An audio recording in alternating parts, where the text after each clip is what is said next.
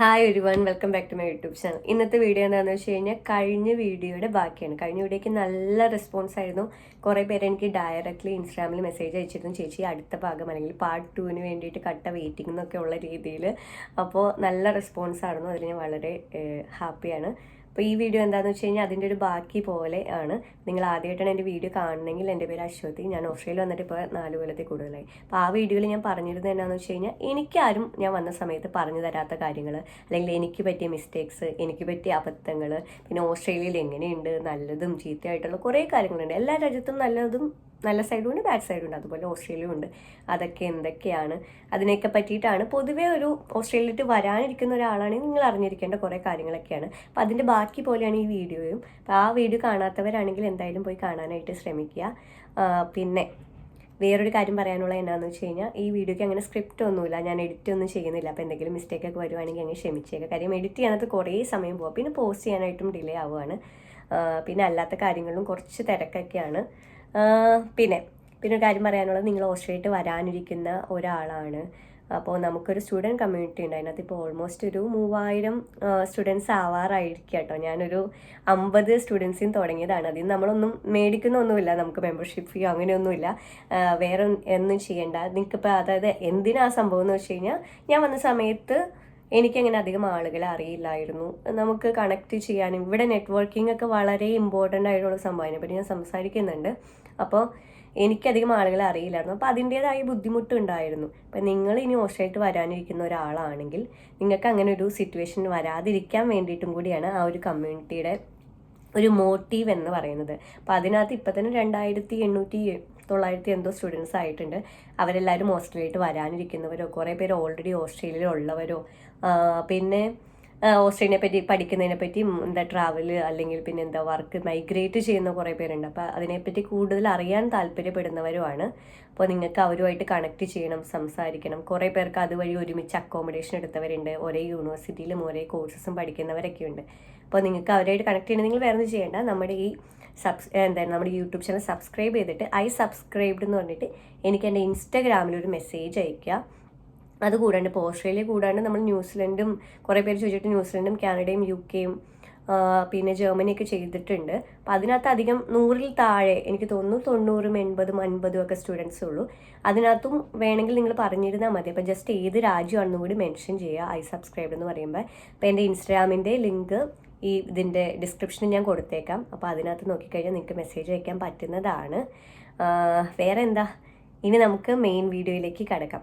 Main വീഡിയോയിലേക്ക് കടക്കാൻ നേരത്ത് ഞാൻ കുറച്ച് പോയിന്റ്സ് എഴുതി വെച്ചിട്ടുണ്ട്, എന്തായാലും പറയണമെന്ന്. എനിക്ക് കഴിഞ്ഞ വീഡിയോ പോസ്റ്റ് ചെയ്തപ്പോൾ ഏറ്റവും കൂടുതൽ കിട്ടിയ കമൻസിൽ പാർട്ട് 2 എന്നല്ലാതെ കുറച്ച് കമൻസ് പറഞ്ഞതിലും കുറേ പേര് പേഴ്സണലായിട്ട് മെസ്സേജ് അയച്ചതും, ചേച്ചി ഈ കോഴ്സ് എടുത്തിട്ട് ഞാൻ ഈ ഒരു പഠിച്ചാൽ കുഴപ്പമുണ്ടോ, ആ യൂണിവേഴ്സിറ്റി നല്ലതാണോ, ഈ യൂണിവേഴ്സിറ്റി നല്ലതാണോ, അങ്ങനെ കുറേ പേര് എനിക്ക് മെസ്സേജ് അയച്ചിരുന്നു. അപ്പോൾ എനിക്ക് നിങ്ങളോട് പറയാനുള്ള ഒരു കാര്യം എന്താണെന്ന് വെച്ച് കഴിഞ്ഞാൽ, ഞാൻ പഠിച്ചത് യൂണിവേഴ്സിറ്റി ഓഫ് വെസ്റ്റേൺ ഓസ്ട്രേലിയയിലാണ്. യൂണിവേഴ്സിറ്റി ഓഫ് വെസ്റ്റേൺ ഓസ്ട്രേലിയ എന്ന് പറഞ്ഞത് GO8-ലുള്ള യൂണിവേഴ്സിറ്റിയാണെന്ന് വെച്ച് കഴിഞ്ഞാൽ അത്രയും റാങ്കിങ് ഉള്ളൊരു യൂണിവേഴ്സിറ്റിയാണ്. ഇത് പറഞ്ഞു വരാൻ കാര്യം അവിടെ പഠിച്ചത് കൊണ്ട് ഭയങ്കര അതല്ല ഞാൻ പറഞ്ഞു വരുന്നത്. ഞാൻ അങ്ങനെയാണ് വിചാരിച്ചത്. അവിടെ പഠിച്ചു കഴിഞ്ഞാൽ നമ്മുടെ നാട്ടിലിപ്പോൾ ഒരു വലിയൊരു യൂണിവേഴ്സിറ്റിയിൽ കോളേജിലൊക്കെ പഠിച്ചു കഴിയുമ്പോൾ നമുക്ക് പറയാമല്ലോ, അവിടെയാണ് പഠിച്ചത്. ഇപ്പം നമുക്കിപ്പോൾ UW-ലൊക്കെ പഠിച്ചിട്ട് അല്ലെങ്കിൽ അത്രയും സൂപ്പറായിട്ടുള്ള യൂണിവേഴ്സിറ്റിയിൽ പഠിച്ചിട്ട് അത്രയും ഫീസ് കൊടുത്തിട്ട് എന്തെങ്കിലും കാര്യമുണ്ട്. എന്നോട് കുറേ പേര് മെസ്സേജ് ചോദിക്കുന്ന ആ യൂണിവേഴ്സിറ്റി നല്ലതാണോ, ഈ യൂണിവേഴ്സിറ്റി നല്ലതാണോ. ഇപ്പം എൻ്റെ ജെന്യുവിൻ അഭിപ്രായം, എന്നോട് ആരും പറഞ്ഞു തരാത്തൊരു കാര്യമാണ്. എനിക്ക് അന്ന് UW കൂടാതെ കുറേ യൂണിവേഴ്സിറ്റിയിൽ എനിക്ക് ഇത് കിട്ടിയായിരുന്നു. എൻ്റെ ആപ്ലിക്കേഷൻ സക്സസ്ഫുൾ ആയിരുന്നു. കാര്യം ഇപ്പോഴത്തെ അത്ര പാടില്ലായിരുന്നു ആ ഒരു സമയത്ത്. ആ സമയത്ത് ഞാൻ UW എടുക്കാൻ മെയിൻ കാര്യം എന്താണെന്ന് വെച്ച് കഴിഞ്ഞാൽ ഇത് GO8-ലാണ്. പിന്നെ എനിക്ക് നല്ല സ്കോളർഷിപ്പും കിട്ടിയിരുന്നു, അത് കാരണമാണ്. അപ്പോൾ സ്കോളർഷിപ്പിലേക്ക് ഞാൻ വരുന്നതാണ്. അപ്പോൾ എൻ്റെ ഒരു അഭിപ്രായത്തിൽ ഇവിടെ പഠിച്ചിറങ്ങി കഴിയുമ്പോൾ ഒരാളും ചോദിക്കുന്നില്ല നിങ്ങൾ ഏത് യൂണിവേഴ്സിറ്റിയിലാണ് പഠിച്ചിറങ്ങി. അതിപ്പോൾ എംപ്ലോയർ ആയിക്കോട്ടെ അല്ലെങ്കിൽ നിങ്ങൾക്ക് വേറെ ഇൻറ്റേൺഷിപ്പിന് കയറുമ്പോഴായിക്കോട്ടെ, ആരും ചോദിക്കത്തില്ല. നിങ്ങൾ പാസ്സായോ എന്നല്ലാതെ ഏത് യൂണിവേഴ്സിറ്റിയാണ്. ഇപ്പം ഞാൻ ഒരു UW-ൽ പഠിച്ചതുകൊണ്ട് എനിക്ക് പുതിയ എക്സ്ട്രാ ഒരു ക്രെഡിറ്റ് ഉണ്ട് അല്ലെങ്കിൽ എക്സ്ട്രാ ഒരു അഡ്വാൻറ്റേജ് ഉണ്ടെന്ന് എനിക്ക് ഒരിക്കലും തോന്നിയിട്ടില്ല. അതുപോലെ ഞാൻ ബാക്കിയുള്ള ഇപ്പം എനിക്ക് മാത്രമാണെന്ന് വെച്ച് കഴിഞ്ഞാൽ അല്ല, ഞാൻ കുറേ പേര് സംസാരിച്ചപ്പോൾ അവരെല്ലാവരും പറഞ്ഞത് ഇവിടെ ഏത് യൂണിവേഴ്സിറ്റി പഠിച്ചിട്ടും മീൻസ് നമ്മൾ പാസ്സായെന്ന് മാത്രമേ നോക്കുള്ളൂ. നമുക്ക് ഈവൻ നമ്മൾ ഭയങ്കര മാർക്കുണ്ടോ അതൊന്നും ഇവിടെ നോക്കത്തില്ല. നമ്മൾ ജസ്റ്റ് പാസ്സായി നോക്കുള്ളൂ. അപ്പം എൻ്റെ ഒരു അഭിപ്രായത്തിൽ നിങ്ങൾ എന്നോട് ഇപ്പം ഈ യൂണിവേഴ്സിറ്റി നല്ലതാണോ ആ യൂണിവേഴ്സിറ്റി നല്ല, ഒന്നാമത്തെ കാര്യം ഞാൻ ആ യൂണിവേഴ്സിറ്റിയിൽ പഠിച്ചിട്ടില്ല, എനിക്കങ്ങനെ പേഴ്സണലി അഭിപ്രായം പറയാനായിട്ട്. രണ്ടാമത്തെ കാര്യം, ഇവിടെ വന്നു കഴിയുമ്പോൾ അങ്ങനെ യൂണിവേഴ്സിറ്റിനെ പറ്റി കെയർ ചെയ്യേണ്ട കാര്യമില്ല. ഇപ്പം ഏറ്റവും ബെസ്റ്റ് ഓപ്ഷൻ എന്ന് പറയുന്നത് അത്യാവശ്യം ചീപ്പായിട്ടുള്ളത്, എന്നാൽ ഭയങ്കര ലോ ലെവലായിട്ടുള്ള യൂണിവേഴ്സിറ്റി എടുക്കാതിരിക്കാനും നോക്കുക. കാര്യം എന്താണെന്ന് വെച്ച് കഴിഞ്ഞാൽ യൂണിവേഴ്സിറ്റി ഒരു സമയത്ത് മാറ്റർ ചെയ്യും. അതെപ്പോഴാണെന്ന് വെച്ച് കഴിഞ്ഞാൽ നമ്മുടെ വിസ ആപ്ലിക്കേഷൻ്റെ സമയത്ത് കുറേ പേരുടെ വിസ ആപ്ലിക്കേഷൻ വയ്ക്കാൻ നേരത്ത് ഭയങ്കര ലോ റാങ്കിങ് ആയിട്ടുള്ള അല്ലെങ്കിൽ ലോ ലെവൽ, നമുക്ക് ലെവൽ 1, ലെവൽ 2, ലെവൽ 3 യൂണിവേഴ്സിറ്റീസ് ഒക്കെ ഉണ്ട് ഓസ്ട്രേലിയ. അപ്പം ലെവൽ 3യിലുള്ളതൊക്കെ റിജക്ഷൻ വരാനുള്ള ചാൻസസും റിജക്ഷൻ വന്നവരും കുറേ ഉണ്ട്. അതെന്നാന്ന് വെച്ച് കഴിഞ്ഞാൽ അപ്പോൾ അവരുടെ അത്രയും ലോ ലെവലാണ് അവരുടെ ടീച്ചിങ് എന്നുള്ള രീതിയിലാണ് അവർക്ക് റാങ്കിങ് കിട്ടിയിരിക്കുന്നത്. അപ്പം അങ്ങനത്തെ ഒരു യൂണിവേഴ്സിറ്റി എടുക്കാതിരിക്കുക. അന്ന് വെച്ച് ഭയങ്കര എക്സ്പെൻസീവ് ആയിട്ടുള്ളതും ഭയങ്കര ഹൈ റാങ്കിങ്ങും ഉള്ള യൂണിവേഴ്സിറ്റിയിൽ എടുത്താൽ മാത്രമേ, അങ്ങനെയില്ല. അപ്പം എൻ്റെ ഒരു അഭിപ്രായത്തിൽ അധികം ലോ ലെവലും അല്ലാത്തത് പ്ലസ് അത്യാവശ്യം ചീപ്പും ആയിട്ടുള്ള ഒരു, അതായത് നമുക്ക് അധികം എക്സ്പെൻസീവ് അല്ലാത്ത എടുക്കുകയാണ് എപ്പോഴും നല്ലത്. പിന്നെ നിങ്ങൾ നോക്കേണ്ട നിങ്ങൾക്ക് എത്ര ശതമാനം സ്കോളർഷിപ്പ് കിട്ടി. ഇപ്പം സ്കോളർഷിപ്പ് കഴിഞ്ഞിട്ട് കുറേ പേര് ചെയ്യുന്നൊരു സംഭവം, എനിക്ക് ആ യൂണിവേഴ്സിറ്റിയിൽ 40%, ഈ യൂണിവേഴ്സിറ്റിയിൽ 20% കിട്ടിയുള്ളൂ, അപ്പം 40% സ്കോളർഷിപ്പ് ഉള്ള യൂണിവേഴ്സിറ്റി പോകും. പക്ഷേ 20% കഴിഞ്ഞിട്ട് ചിലപ്പോൾ ഫീസ് കുറവ് മറ്റേ യൂണിവേഴ്സിറ്റിയിലായിരിക്കും. അപ്പം എൻ്റെ അഭിപ്രായത്തിൽ, ഞാൻ ഭയങ്കര സ്പീഡിലാണ് പറയുന്നത് എനിക്കറിയില്ല, എൻ്റെ അഭിപ്രായത്തിൽ ഫീസ് കുറഞ്ഞതും അത്യാവശ്യം വന്നാൽ ഭയങ്കര ലോ ലെവലും അല്ലാത്തൊരു യൂണിവേഴ്സിറ്റി എടുക്കുക. അത് വേറെ ഒന്നിനുമല്ല, നമ്മുടെ വിസ റിജക്ഷൻ വരാതിരിക്കാൻ ഭയങ്കര ലോ ലെവലായിട്ടുള്ളത് എടുക്കാതിരിക്കുക. അറ്റ് ദ സെയിം ടൈം കുറച്ച് ചീപ്പായിട്ടുള്ളത്, നമുക്ക് ഭയങ്കര ഹൈ ലെവലും ഭയങ്കര എക്സ്പെൻസീവായിട്ടും എടുക്കണമെന്ന് ഒരു നിർബന്ധമില്ല. ഞാൻ UW എടുക്കാൻ ഞാൻ പറഞ്ഞില്ല, മെയിൻ കാര്യം ഇത്ര ഭയങ്കര റാങ്കിങ് ആണ്, അതുകൊണ്ട് പഠിച്ചു കഴിയുമ്പോൾ എന്തെങ്കിലും പ്രയോജനം ഉണ്ടാവും എന്നോർത്തട്ടെ. എനിക്കങ്ങനെ പ്രയോജനമൊന്നുമില്ല. UWയിൽ പഠിച്ചതെന്ന് പറയുമ്പോൾ ഇവിടെയുള്ളൊരു അവിടെയാണ് പഠിച്ചത്. അതല്ലാതെ നമുക്ക് നമ്മുടെ എംപ്ലോയറിൻ്റെ സൈഡിൽ നിന്നൊന്നും ഒരു ഇതുമില്ല, നമ്മൾ പാസ്സായെന്ന് മാത്രമാണ് ഇവിടെ നോക്കുന്നുള്ളൂ. പിന്നെ സ്കോളർഷിപ്പിൻ്റെ കാര്യം, കുറേ പേര് എന്നോട് സ്കോളർഷിപ്സിൻ്റെ കാര്യം ചോദിച്ചിരുന്നു. ഞാൻ വന്ന സമയത്ത് ഒരു 14 ലക്ഷം രൂപ അടുത്ത് സ്കോളർഷിപ്പ് കിട്ടിയായിരുന്നു. അതെന്തിൻ്റെ ബേസിസിലായിരുന്നു എന്ന് വെച്ച് കഴിഞ്ഞാൽ എൻ്റെ അക്കാഡമിക്സിൻ്റെ ബേസിസിലായിരുന്നു. എനിക്ക് ഡിഗ്രിയിൽ എൻ്റെ മാർക്ക് അനുസരിച്ചായിരുന്നു. എൻ്റെ സ്കോളർഷിപ്പിൻ്റെ പേര് ഗ്ലോബൽ എക്സലൻസ് സ്കോളർഷിപ്പ് എന്നായിരുന്നു. അതിപ്പോൾ എല്ലാ യൂണിവേഴ്സിറ്റിയിലും ഉണ്ടോ എന്ന് ചോദിച്ചു കഴിഞ്ഞാൽ എനിക്ക് തോന്നുന്നില്ല എല്ലാ യൂണിവേഴ്സിറ്റിയിലും ഉണ്ട്. അപ്പോൾ സ്കോളർഷിപ്പിനെ പറ്റി പറയാൻ നേരത്ത് എല്ലാ യൂണിവേഴ്സിറ്റിയിലുള്ള സ്കോളർഷിപ്പ് ഒരുപോലെയല്ല. പിന്നെ യൂണിവേഴ്സിറ്റി സ്കോളർഷിപ്സ് മാത്രമല്ല, ഗവൺമെൻറ് സ്കോളർഷിപ്സ് പ്രൊവൈഡ് ചെയ്യുന്നുണ്ട്, പ്രൈവറ്റ് ഇൻസ്റ്റിറ്റ്യൂഷൻസ് സ്കോളർഷിപ്പ് പ്രൊവൈഡ് ചെയ്യുന്നുണ്ട്. സ്കോളർഷിപ്പ് എങ്ങനെയാണ് അപ്ലൈ ചെയ്യണത്, എങ്ങനെയാണ് കണ്ടുപിടിക്കേണ്ടത് എന്നൊക്കെ ഒരു ഡീറ്റെയിൽഡ് വീഡിയോ ഞാൻ ഓൾറെഡി ചെയ്തിട്ടുണ്ട്. അപ്പോൾ അതിനെപ്പറ്റി ഞാൻ ഇതിനകത്ത് വലിയ കാര്യമായിട്ട് സംസാരിക്കുന്നില്ല. അപ്പോൾ യൂണിവേഴ്സിറ്റിനെ പറ്റി പറഞ്ഞു വന്നത്, നമ്മുടെ യൂണിവേഴ്സിറ്റി എപ്പോഴാണ് മാറ്റർ ചെയ്യണമെന്ന് വെച്ചാൽ നമ്മുടെ വിസ ആപ്ലിക്കേഷൻ്റെ ടൈമിൽ മാത്രമാണ് മാറ്റർ ചെയ്യുന്നുള്ളൂ. ഇവിടെ വന്ന് കഴിയുമ്പോൾ ഏതാ നല്ലത് ചീത്ത അങ്ങനെയൊന്നും ആരും നോക്കാൻ പോകുന്നില്ല. അപ്പം ഭയങ്കര ലോ ലെവലായിട്ടുള്ള യൂണിവേഴ്സിറ്റി എടുക്കാതിരിക്കുക. ഓക്കെ, അതാണ് യൂണിവേഴ്സിറ്റിനെ പറ്റി പറയാനുള്ളത്. ഇനി സ്കോളർഷിപ്പിനെ പറ്റി പറഞ്ഞു, ഞാനൊന്ന് നോട്ട്സ് നോക്കിക്കോട്ടെ കേട്ടോ. പിന്നെ ഞാൻ എഴുതി വെച്ചത്, ഒരു കാര്യം എല്ലാവരും എന്നോട് ചോദിച്ചിരുന്നു, ചേച്ചി ഈ ഓസ്ട്രേലിയയിൽ നിറച്ചും പാമ്പും അങ്ങനെ വിഷമുള്ള ജന്തുക്കളൊക്കെ ആണെന്നാലോ കേട്ടത്, അത് ശരിയാണോ ചേച്ചി? പാമ്പിനെ നേരിട്ട് കണ്ടിട്ടുണ്ടോ? ചേച്ചിനെ കടിക്കാൻ വന്നിട്ടുണ്ടോ? അങ്ങനെയൊക്കെ കുറേ പേര് ചോദിച്ചു. ഇത് എൻ്റെ അഭിപ്രായത്തിൽ വളരെ, ഓസ്ട്രേലിയനെ പറ്റി ഫസ്റ്റ് കേൾക്കുമ്പോൾ തന്നെ എല്ലാവരുടെയും മനസ്സിൽ വരുന്നത് വലിയ വലിയ പാമ്പും പഴുതാരയും അങ്ങനത്തെ സംഭവങ്ങളൊക്കെയാണ്. എൻ്റെ ഒരു അഭിപ്രായത്തിൽ അത് ഒരു മിത്ത് പോലെയാണ് എനിക്ക് തോന്നിക്കുന്നത്. വേറെ ഒന്നുമല്ല, അതിൻ്റെ അർത്ഥം ഓസ്ട്രേലിയയിൽ പാമ്പും പഴുതാരയും ഇപ്പം പറഞ്ഞ വലിയ വെനമസ് ആയിട്ടുള്ള ഐറ്റംസ് ഒന്നും ഇല്ല എന്നല്ല. ഇതൊക്കെ ഉണ്ട്, അതൊക്കെ കുറച്ചുകൂടി ഭയങ്കര എക്സ്ട്രീം റീജിയണൽ ഏരിയ അല്ലെങ്കിൽ പഴയ ബിൽഡിങ്സ് ഒക്കെ, ഭയങ്കര പഴയ ബിൽഡിങ്സ് ഒക്കെ ഉണ്ടല്ലോ, അങ്ങനത്തെ സ്ഥലങ്ങളിലാണ് ഇതൊക്കെ കണ്ടുവരുന്നത്. അല്ലാതെ നമ്മളൊരു സിറ്റിയിൽ താമസിക്കുന്ന അല്ലെങ്കിൽ അത്യാവശ്യം ഒരു നല്ലൊരു ബിൽഡിങ്ങിലാണ് താമസിക്കണമെങ്കിൽ അത് നമ്മളെ പാമ്പ് കടിക്കാൻ വരും, അങ്ങനെയല്ല. കുറച്ചുകൂടി റീജിയണൽ സൈഡിലാണ് ഇങ്ങനത്തെ ഇതൊക്കെ കണ്ടുവരുന്നത്. ഞാൻ ഇതുവരെ ഇവിടെ വന്നിട്ട് സൂയിലല്ലാണ്ട് നേരിട്ട് പാമ്പിനും അല്ലാത്ത ഇതിനൊന്നും കണ്ടിട്ടില്ല. അപ്പോൾ അതിനെപ്പറ്റി നിങ്ങൾ പേടിക്കേണ്ട കാര്യമില്ല. അതെന്നോട് കുറേ പേര് ചോദിച്ചിരുന്നു. നിങ്ങൾ പേടിക്കേണ്ടതല്ല, നിങ്ങളൊരു കാര്യം അറിഞ്ഞിരിക്കേണ്ട ഒരു കാര്യം എനിക്ക് പറയാനുള്ളത്, എന്നാൽ അധികം പേര് സംസാരിക്കാത്ത ഒരു കാര്യമാണ് ജങ്കീസിനെ പറ്റിയിട്ട്. ജങ്കീസിനെ പറ്റി അറിയാത്തവർക്ക് വേണ്ടിയിട്ട്, ജങ്കീസ് എന്ന് പറഞ്ഞാൽ സിമ്പിളായിട്ട് പറയുകയാണെങ്കിൽ ഡ്രഗ് അഡിക്ട്സും ആയിട്ടുള്ള ആൾക്കാരെയാണ് ജങ്കീസ് എന്ന് പറയുന്നത്. ഞാൻ വന്ന സമയത്ത് ഇത്രയും ഉണ്ടായിരുന്നില്ല, പക്ഷേ ഇപ്പം മെൽബണിലോട്ട് വന്ന പിന്നെ ഇത് ഭയങ്കര നോർമൽ ആയിട്ടുള്ള സംഭവമാണ്.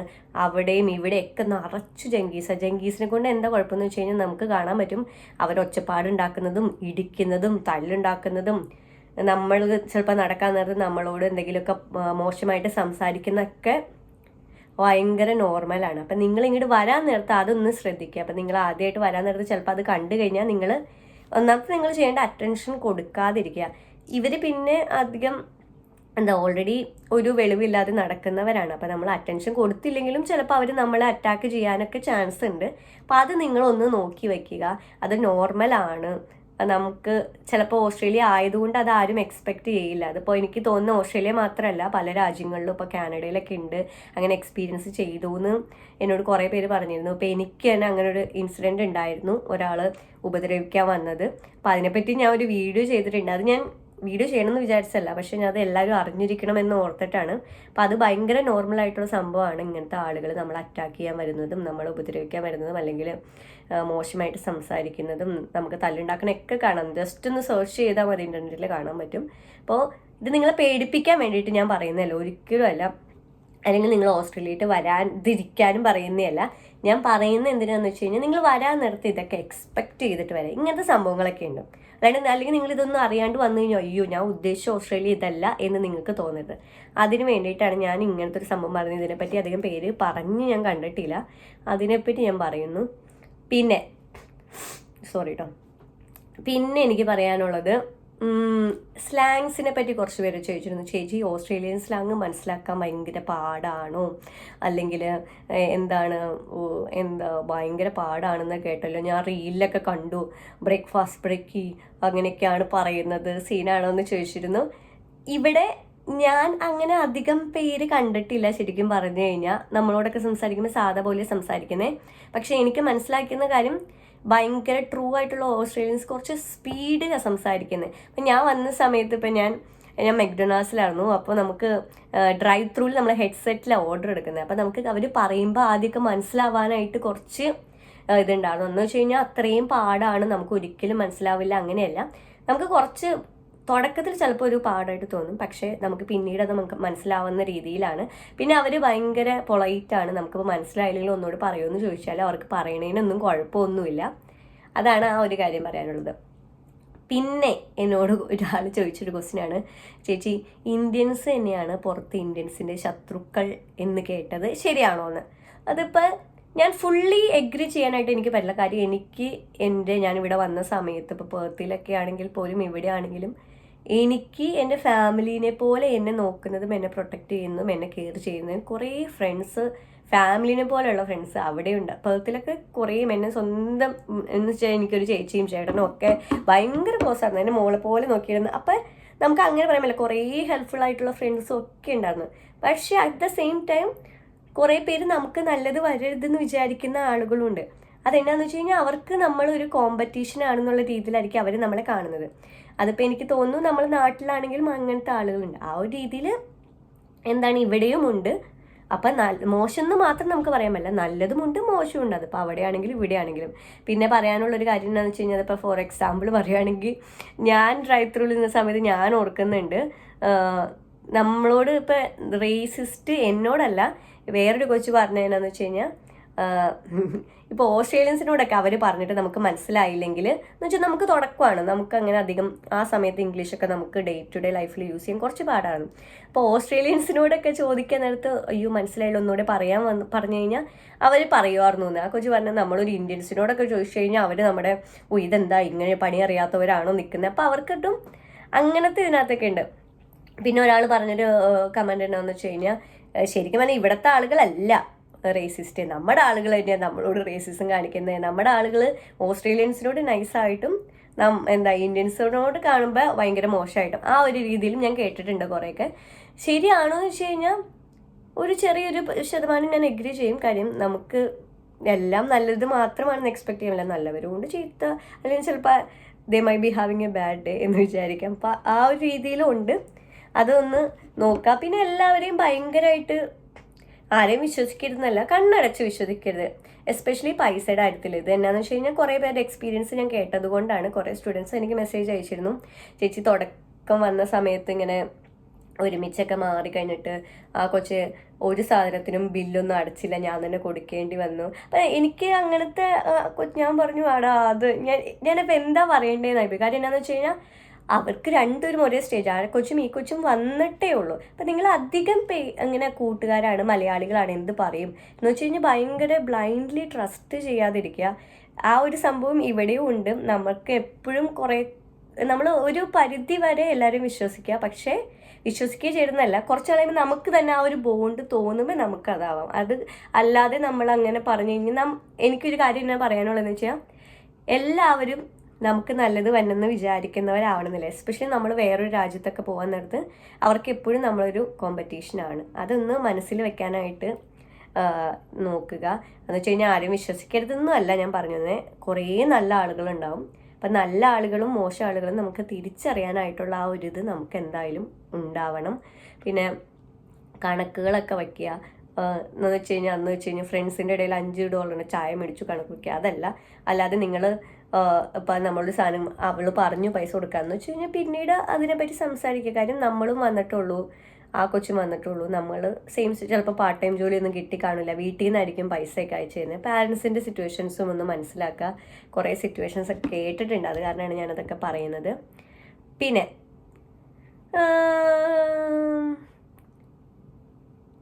ഇന്ത്യൻസിൻ്റെ കാര്യം പറഞ്ഞു കഴിഞ്ഞ പിന്നെ ഒരു കാര്യം എന്നോട് ചോദിച്ചിരുന്നു, ഒരു കുട്ടി എങ്ങനെയാണ് ചേച്ചി വർക്ക് ലൈഫ് എങ്ങനെയാണ്, നാട്ടിലെ പോലെയാണോ ഇവിടെ എന്നുള്ള രീതിയിൽ. ഇവിടെ ഞാൻ നാട്ടിൽ ഒന്നാമത്തെ കാര്യം വർക്ക് ചെയ്തിട്ടില്ല, പക്ഷെ ഞാൻ കേട്ടത് വെച്ചിട്ട് നാട്ടിൽ നല്ല വർക്ക് പ്രഷറുണ്ട്. ഇവിടെ എങ്ങനെയാണെന്ന് വെച്ച് കഴിഞ്ഞാൽ ഞാനിപ്പോൾ എൻ്റെ ഒരു സിറ്റുവേഷൻ പറയുകയാണെങ്കിൽ എൻ്റെ ഷിഫ്റ്റ് 9 to 5 ആണെങ്കിൽ എനിക്ക് 5 മണി കഴിഞ്ഞ് 1 മിനിറ്റ് പോലും നിൽക്കേണ്ട ആവശ്യം ഇവിടെ ഇല്ല. 5 മണി കഴിഞ്ഞോ, നിങ്ങൾക്ക് ടാസ്ക് കഴിഞ്ഞോ ഇല്ലയോ എന്നല്ല, 5 മണി ആയി കഴിഞ്ഞ് കഴിഞ്ഞാൽ എനിക്കത് ക്ലോക്ക് ഓഫ് ചെയ്യാം. അതാണ് ഇവിടുത്തെ നിയമം.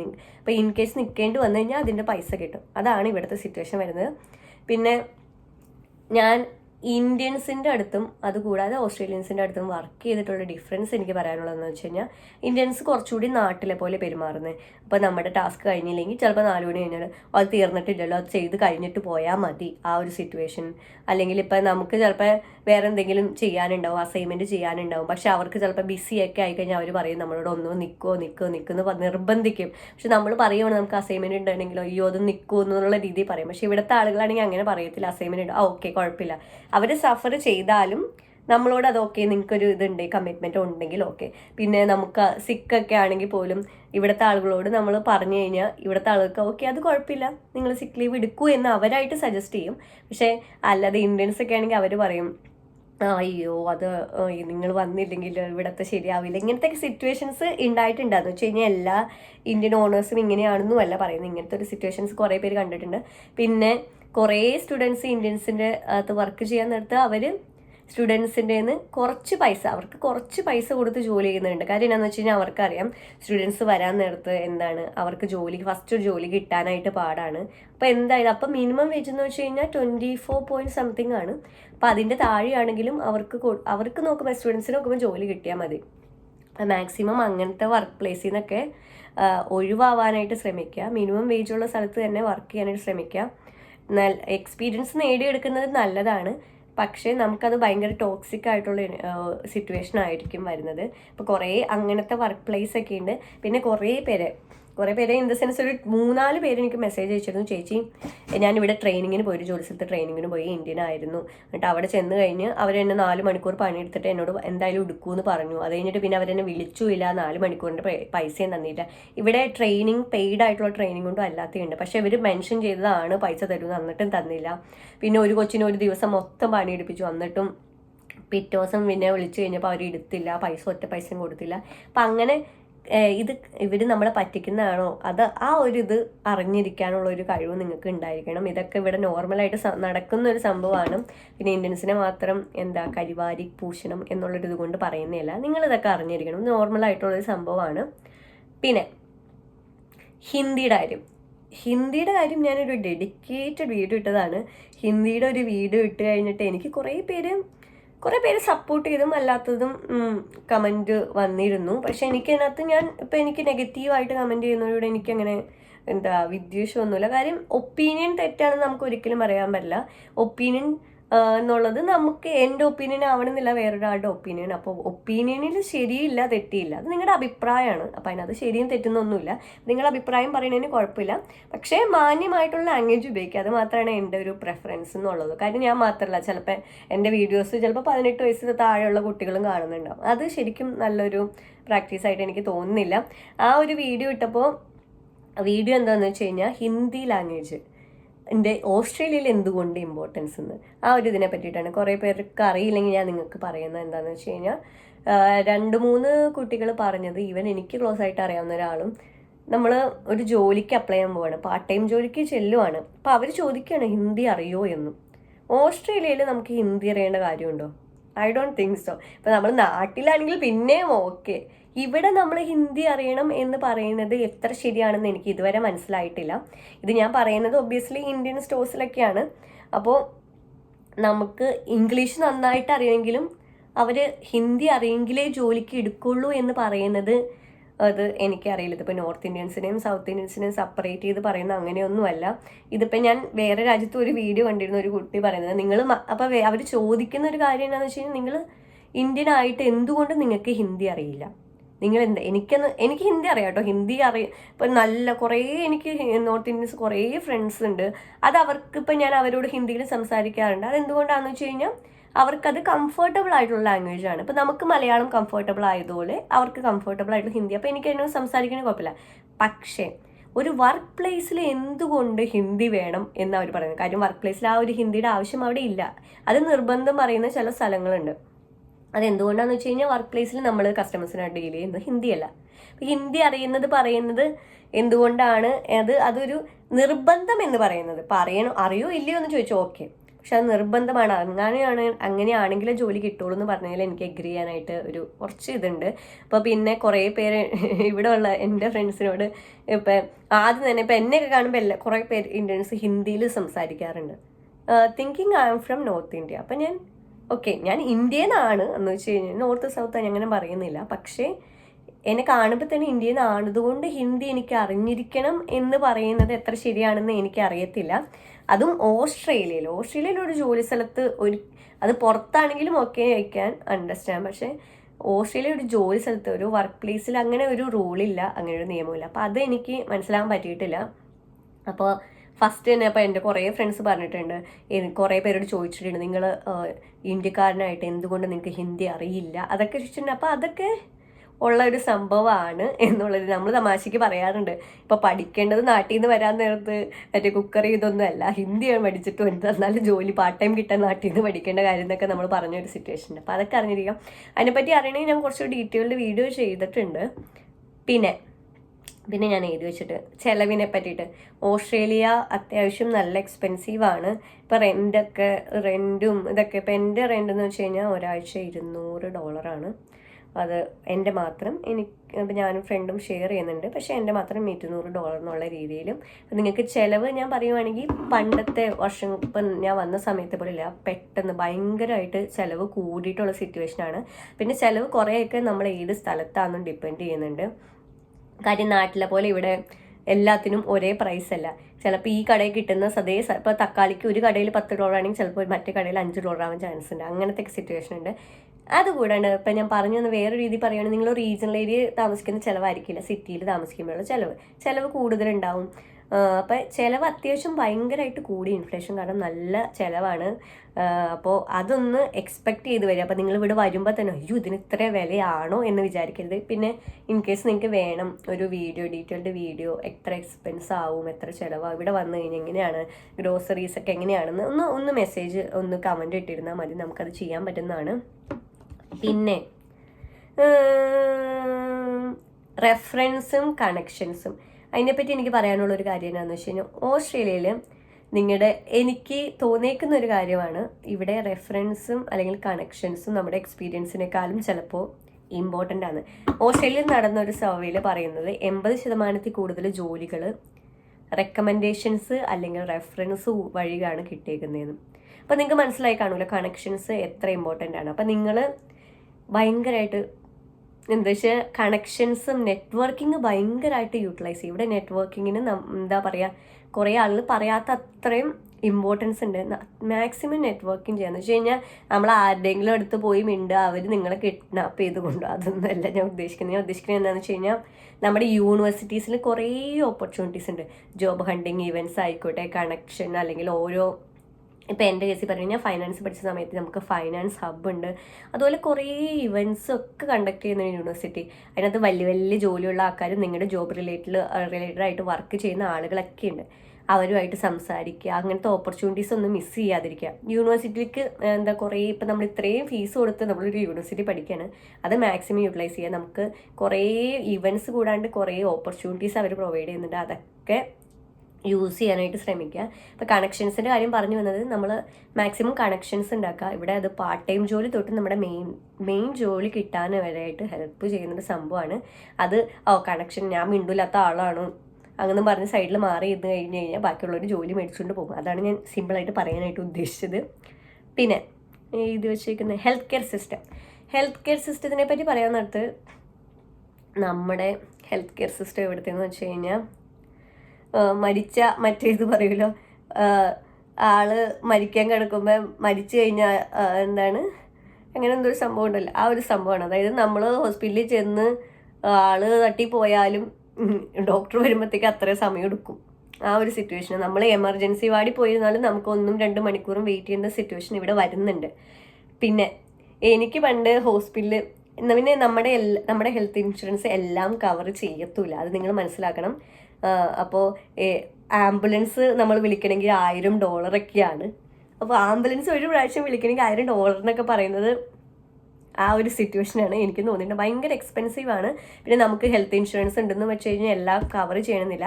പക്ഷേ ഹെൽത്ത് ഇൻഷുറൻസ് ഉള്ളത് കൊണ്ട്, നമ്മുടെ ഹെൽത്ത് കവർ ഉള്ളത് കൊണ്ട്, നമ്മളിപ്പോൾ ഒരു GPയുടെ അടുത്തൊക്കെ പോയി കഴിഞ്ഞാൽ അതിനകത്ത് നമുക്ക് ബില്ല് കാണിച്ച് നമുക്ക് പൈസ ക്ലെയിം ചെയ്യാൻ പറ്റുന്നതാണ്. അത് ഫുള്ളും ക്ലെയിം ചെയ്യാമല്ല, എനിക്ക് തോന്നുന്നു 60-80% വരെ ക്ലെയിം ചെയ്യാൻ പറ്റുന്നതാണ്. അപ്പം ഞാൻ ആ സമയത്ത് എൻ്റെ ജോലി ഹോസ്പിറ്റലിൽ പോയപ്പോൾ എൻ്റെ ബില്ലെന്ന് പറഞ്ഞത് $2800 ആയിരുന്നു. അപ്പം ഞാൻ വിചാരിച്ചത് എന്നാന്ന് വെച്ച് കഴിഞ്ഞാൽ അത് ഞാൻ ക്ലെയിം ചെയ്തിരുന്നു, അത് കവറായിരുന്നു. കഴിഞ്ഞ ദിവസം എനിക്ക് മെയിൽ വന്നേക്കുവാണ്, ഇതുവരെ കവറായിട്ടില്ല, നമുക്കിത് പൈസ അടയ്ക്കണം എന്നുള്ള രീതിയിൽ. $2800. അപ്പോൾ പിന്നെ ആ $2800 ഇപ്പം ഞാൻ എല്ലാ മാസമായിട്ട് അടച്ചുകൊണ്ടിരിക്കുന്ന ഒരു സിറ്റുവേഷനാണ്. അപ്പോൾ ഹെൽത്ത് കെയർ അത്യാവശ്യം എക്സ്പെൻസീവാണ്. അപ്പോൾ നിങ്ങൾക്ക് ചെറിയൊരു കാലിലൊന്ന് തട്ടി വീണു എന്ന് വെച്ച് കഴിഞ്ഞാൽ അപ്പോൾ തന്നെ ആംബുലൻസ് വിളിക്കാതിരിക്കുക. ആംബുലൻസ് ഒന്നും വിളിക്കേണ്ട, ഊബർ വിളിച്ച് പോയാലും നഷ്ടമില്ല. കണ്ടോ, ആംബുലൻസിന് $1000 ആ ഒരു സംഭവമൊക്കെ ഒഴിവാക്കുക. ഹെൽത്ത് കെയർ സിസ്റ്റം ഇച്ചിരി ശോകമാണ്, അതും ഒന്ന് അറിഞ്ഞിരിക്കുക. പിന്നെ ഫാർമസീസൊക്കെ നമ്മുടെ നാട്ടിലെ പോലെ 24/7 അതൊന്നും ഇവിടെ ഇല്ല. ഇവിടെ 6 മണിയാകുമ്പോൾ ഫാർമസിയൊക്കെ അടയ്ക്കും, ആ ഒരു സിറ്റുവേഷനും ഉണ്ട്. എല്ലാ സ്ഥലത്തും എങ്ങനെയാണെന്ന് അറിയില്ല, ഇവിടെയൊക്കെ അങ്ങനെയാണ്. പക്ഷേ 24/7 ഇല്ല എന്ന് എനിക്കറിയാം. പിന്നെ ടാക്സ് നല്ല കൂടുതലാണ്. പക്ഷെ ഒരു ഗുണം എന്താണെന്ന് വെച്ച് കഴിഞ്ഞാൽ നമ്മുടെ ഇൻകം $18,200 താഴെയാണ് നമ്മുടെ ഇൻകം വരുന്നതെങ്കിൽ അതുവരെയുള്ള ടാക്സ് നമുക്ക് ഫുള്ള് ക്ലെയിം ചെയ്യാനായിട്ട് പറ്റും. അതിന് മേളിലാണെങ്കിൽ നമുക്ക് ഇത്ര % വരെ എന്നുള്ള രീതിയിൽ ക്ലെയിം ചെയ്യാനും പറ്റും. അപ്പോൾ ടാക്സ് പക്ഷെ നിങ്ങൾ ഇവിടെ എങ്ങനെയാണെന്ന് വെച്ച് കഴിഞ്ഞാൽ ഏണിങ്സ് കൂടുന്നതോടും ടാക്സ് കൂടുന്നതാണ്. അപ്പോൾ നിങ്ങൾക്ക് ഭയങ്കരമായിട്ട് ഏണിങ്സ് ഉള്ളവരാണെങ്കിൽ നമ്മൾ ഇപ്പോൾ എങ്ങനെയാണെന്ന് വെച്ച് കഴിഞ്ഞാൽ നമ്മുടെ ഓരോ പേ സ്ലിപ്പിൽ നിന്നും 2 ഓപ്ഷൻസ് ഉണ്ട്. ഇപ്പോൾ ടാക്സ് കൂടാണ്ട് നമുക്ക് ബിസിനസ് ഓണേഴ്സൊക്കെ ആണെങ്കിൽ ABN എന്നാണ് പറയുന്നത്. അത് നമുക്ക് ടാക്സ് എല്ലാം ഇപ്പോൾ ഫൈനാൻഷ്യൽ ഇയറിൻ്റെ എൻഡ് ആകുമ്പോൾ കളക്ട് ചെയ്യുന്നതാണ് ABNൽ. പക്ഷെ നമ്മളിപ്പോൾ ഒരു ജോലി, അതായത് നമ്മുടെ ഒരു എംപ്ലോയറിൻ്റെ കീഴിൽ വർക്ക് ചെയ്യുകയാണെങ്കിൽ ഇവിടെ വരുന്നതാണ് TFN എന്ന് പറഞ്ഞിട്ട്. TFN വഴിയാകുമ്പോൾ നമ്മൾ ഓരോ പേ സ്ലിപ്പിലും നമ്മുടെ നിന്ന് ടാക്സ് ഡിഡക്റ്റ് ആവും. അപ്പോൾ നമുക്ക് അവസാനം നമ്മുടെ നിന്ന് കൂടുതൽ ടാക്സ് പോയിട്ടുണ്ടെങ്കിൽ നമുക്ക് ക്ലെയിം ചെയ്യാൻ പറ്റും. അപ്പോൾ അതൊക്കെ ഒന്ന് അറിഞ്ഞിരിക്കുക. അത്യാവശ്യം നല്ല ടാക്സാണ്. അപ്പോൾ നിങ്ങൾ ഫസ്റ്റ് ജോലി കിട്ടിക്കഴിയുമ്പോൾ കാൽക്കുലേറ്റ് ചെയ്ത് കഴിഞ്ഞപ്പോൾ $500, ഓക്കെ $900 കിട്ടുമെന്ന് വിചാരിച്ചു. അതിനകത്ത് ചിലപ്പോൾ $200 ടാക്സ് പോയി കാണും. അപ്പോൾ അങ്ങനെ ടാക്സ് ഇച്ചിരി കൂടുതലാണ്. പിന്നെ എന്താ ഞാൻ കുറേ കാര്യങ്ങളൊക്കെ പറഞ്ഞു നിർത്തത്. ഇപ്പം 28 മിനിറ്റായി. ഇപ്പം ഞാൻ വേറെ ഒന്നും ഇനി ഞാൻ ആഡ് ചെയ്യുന്നില്ല. നിങ്ങൾക്ക് പക്ഷേ എന്തിനെങ്കിലും പറ്റി സംസാരിക്കണം ഞാൻ എന്നുണ്ടെങ്കിൽ ഒന്ന് എന്തായാലും കമൻ്റ് ഇടാനായിട്ട് ശ്രദ്ധിക്കുക. പിന്നെ എനിക്കൊരു ഇത് എന്ന് വെച്ച് കഴിഞ്ഞാൽ നിങ്ങൾക്ക് ഒരു ജനറൽ ആയിട്ടുള്ള ക്വസ്റ്റ്യൻസ് വയ്ക്കുക. അപ്പോൾ സ്പെസിഫിക് ആയിട്ട് ചേച്ചി ഇതിനെപ്പറ്റി, ഈ ഒരു കോഴ്സിനെ പറ്റി സംസാരിക്കുമോ, ഈ ഒരു യൂണിവേഴ്സിറ്റിനെ പറ്റി സംസാരിക്കുമോ എന്നല്ലാതെ ചേച്ചി ഇവിടുത്തെ ഓസ്ട്രേലിയ വെതർ എങ്ങനെയുണ്ട്, ചേച്ചി ഓസ്ട്രേലിയ വരാൻ നേരത്ത് എത്ര ചിലവാണ്, അങ്ങനെ പൊതുവേ ഒരു ക്വസ്റ്റ്യൻ ചോദിക്കുവാണെങ്കിൽ നമുക്ക് എല്ലാവർക്കും അത് യൂസ്ഫുള്ളും ആയിരിക്കും. അപ്പോൾ അങ്ങനത്തെ കുറച്ച് ടോപ്പിക്സ് നിങ്ങൾ ഡ്രോപ്പ് ചെയ്യുകയാണെങ്കിൽ കമൻറ്റ് സെക്ഷനിൽ വളരെ യൂസ്ഫുൾ ആയിരിക്കും. ഇനി എന്ത് വീഡിയോ ചെയ്യണമെന്ന് ഓർത്തിരിക്കുകയാണ്. ഇനി തൊട്ട് ഞാൻ കൺസിസ്റ്റൻ്റ് ആയിട്ട് പോസ്റ്റ് ചെയ്യണമെന്ന് വിചാരിക്കുന്നു. അപ്പോൾ വീഡിയോ ഹെൽപ്ഫുൾ ആയെന്ന് തോന്നുകയാണെങ്കിൽ നിങ്ങൾ എന്തായാലും സബ്സ്ക്രൈബ് ചെയ്യുക. പിന്നെ എന്താ ബാക്കിയുള്ളവർക്ക് ഹെൽപ്ഫുൾ ആയെന്ന് തോന്നുകയാണെങ്കിൽ മാത്രം ബാക്കിയുള്ളവർക്കും ഷെയർ ചെയ്യുക. പിന്നെ നമ്മുടെ ഇൻസ്റ്റാഗ്രാമിൻ്റെ ലിങ്ക് ഞാൻ ഡിസ്ക്രിപ്ഷനിൽ കൊടുത്തിട്ടുണ്ട്. അതും നിങ്ങൾക്ക് ഫോളോ ചെയ്യുകയാണെങ്കിൽ ഞാൻ ഇനി തൊട്ട് എന്തായാലും കൺസിസ്റ്റൻ്റ് ആയിട്ട് ഇൻസ്റ്റാഗ്രാമിൽ എന്നും വീഡിയോസ് പോസ്റ്റ് ചെയ്യണമെന്നാണ് വിചാരിക്കുന്നത്. അപ്പോൾ ഇവിടുത്തെ ഞാൻ ചെയ്യുന്ന കാര്യങ്ങളായിക്കോട്ടെ, എൻ്റെ ഡേ ഇൻ മൈ ലൈഫ് ആയിക്കോട്ടെ, ഇവിടെ എന്തൊക്കെയാണ് നമ്മൾ ട്രാവൽ ചെയ്യുന്നത്, അതൊക്കെ ആഡ് ചെയ്യണമെന്ന് വിചാരിക്കുന്നുണ്ട്. പിന്നെ ഇതുവരെ സപ്പോർട്ട് ചെയ്ത കുറേ നാൾ പോസ്റ്റ് ചെയ്യാതെ എന്നിട്ടും എന്നെ ഇത്രയും സപ്പോർട്ട് ചെയ്ത എല്ലാവർക്കും ഞാൻ വളരെ വളരെ താങ്ക് യു പറയുന്നു. ഞാൻ വളരെ ഗ്രേറ്റ്ഫുൾ ആണ്. പിന്നെ എന്താ എല്ലാവരും ഹാപ്പി ആയിട്ടിരിക്കുക. വിസ ടെൻഷൻ ഉണ്ടാവുമെന്ന് എനിക്കറിയാം. പിന്നെ കുറേ പേരുടെ മെസ്സേജ് പെൻഡിങ് ആണ്. ഞാൻ സത്യം പറഞ്ഞാൽ എൻ്റെ ചേച്ചിയോട് മെസ്സേജ് നോക്കാൻ പറഞ്ഞിരിക്കുകയായിരുന്നു കുറച്ച് നാൾ. ഞാൻ ചേച്ചിക്ക് മെയിനായിട്ടുള്ള പോയിന്റ്സും ചേച്ചിക്ക് എന്തെങ്കിലും ഡൗട്ട് ഉണ്ടെങ്കിൽ എന്നോട് ചോദിച്ചിട്ട് ഞാൻ പറഞ്ഞു. കാര്യം ഞാൻ ഭയങ്കര തിരക്കായിരുന്നു PT എക്സാമിൻ്റെ ഒക്കെ പറയാം. പിന്നെ PTയുടെ ടിപ്സൊക്കെ വേണമെങ്കിൽ അതും പറയാം. എനിക്കറിയാവുന്ന പോലെ പറഞ്ഞു തരാം. പക്ഷേ എൻ്റെ PT എക്സാം എങ്ങനെ ഉണ്ടെന്ന് എന്നോട് ചോദിച്ചിരുന്നു കുറച്ച് പേര്. എനിക്ക് കുഴപ്പമുണ്ടായില്ല. പക്ഷേ ഞാൻ സിക്ക് ആയതുകൊണ്ട് എൻ്റെ സൗണ്ട് ഭയങ്കര ശോകമായിരുന്നു. അപ്പോൾ അതെൻ്റെ സ്പീക്കിങ്ങിനെയും റീഡിങ്ങിനെയും അഫക്റ്റ് ചെയ്തു എന്ന് എനിക്ക് തോന്നുന്നുണ്ട്. അപ്പോൾ അങ്ങനെ വരാൻ നേരത്ത് എനിക്ക് അറിയത്തില്ല എങ്ങനെയായിരിക്കുമെന്ന്. പക്ഷേ എൻ്റെ അറിയാവുന്ന മാർക്ക് എന്താ ടിപ്സ് വെച്ചിട്ട് എന്തായാലും നിങ്ങൾക്ക് ജയിക്കാനുള്ള ഉള്ള രീതിയിൽ ഞാൻ വേണമെങ്കിൽ ടിപ്സോ ട്രിക്സോ അങ്ങനെയൊക്കെ വേണമെങ്കിൽ ഒന്ന് പറഞ്ഞിരുന്നാൽ മതി. വേറെ എല്ലാവരും ഹാപ്പി ആയിട്ടിരിക്കുക. വിസയ്ക്കൊക്കെ വെയിറ്റ് ചെയ്യുന്നുള്ളവർക്ക് എല്ലാവർക്കും വിസയൊക്കെ വന്നുള്ളൂ കേട്ടോ. അത്രയേ ഉള്ളൂ. എല്ലാവരും ഹാപ്പി ആയിട്ടിരിക്കുക. നമ്മളെ ഇതൊക്കെ സപ്പോർട്ട് ചെയ്യാനൊക്കെ തോന്നുകയാണെങ്കിൽ സപ്പോർട്ട് ചെയ്യുക. ഇനി കാണുന്നവരെ ബൈ ബൈ.